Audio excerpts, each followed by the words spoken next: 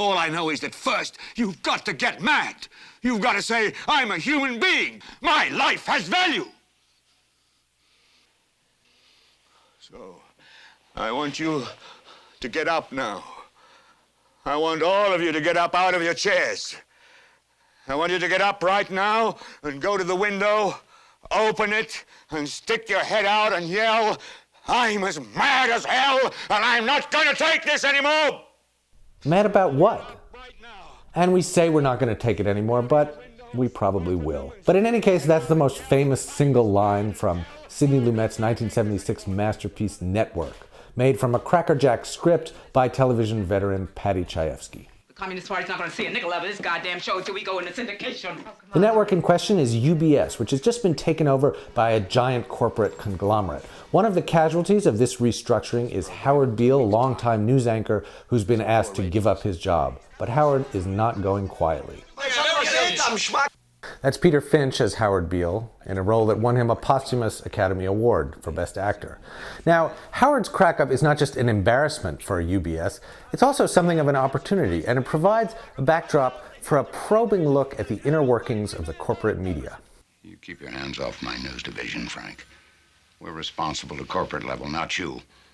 We'll goddamn well see about that. The head of the news division, Max Schumacher, is an old friend of Howard's from the Edward R. Murrow days. And as played by William Holden in an Oscar-nominated performance, he's an incarnation of old-style TV news values. So tomorrow, Howard goes back to the old format, and all of this gutter depravity comes to an end. Max believes in traditional journalistic ethics, but his principles don't prevent him from falling into bed with Diane Christensen, the ambitious and unscrupulous head of network programming, played by Faye Dunaway. I seem to be inept at everything except my work. I'm good at my work. Dunaway was another Oscar winner for Network, as was Beatrice Straight. She won the Best Supporting Actress award that year for her role as Louise Schumacher, Max's wife, who's perhaps the most sympathetically human character in the whole movie. What am I supposed to do? Am I supposed to sit home knitting and purling while you slink back like some penitent drunk?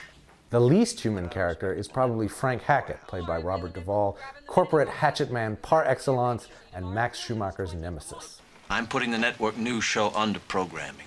Mr. Ruddy has had a mild heart attack and is not taking calls. In his absence, I'm making all network decisions, including one I've been wanting to make a long time. You're fired.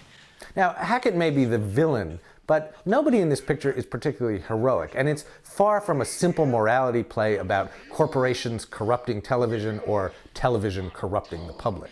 God's sakes, Diana, we're talking about putting a manifestly irresponsible man on national television. Frank Hackett may be the last television executive, real or fictional, to hesitate for even a minute about putting a manifestly irresponsible man on television. Nowadays, it can be hard to find anything else in the age of reality television, infotainment, and the 24-hour cable news scream cycle. Now, the media landscape has certainly changed a lot since 1976, when networks came out, and the networks were still very much dominant.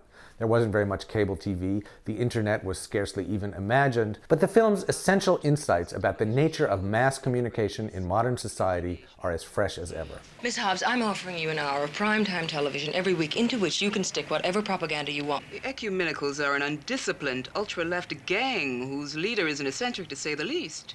He calls himself the Great Ahmed Khan and wears a hussar's shako. Miss Hobbs, we're talking about 30 to 50 million people a shot. It's a lot better than handing out mimeograph pamphlets on ghetto street corners. Network shows how television, or just more broadly, media, takes moments of authenticity and emotion and surprise and packages them for public consumption. It's not that the content doesn't matter, it's that form matters more. Ladies and gentlemen, let's hear it. How do you feel? We're mad as hell, and we're not going to take this anymore! What we want from TV is complicated, even contradictory. What TV wants from us is simple. It wants us to keep watching TV. In God's name, you people are the real thing. We are the illusion. So turn off your television sets. Turn them off now. Turn them off right now. Turn them off and leave them off. Turn them off right in the middle of the sentence I'm speaking to you now. Turn them off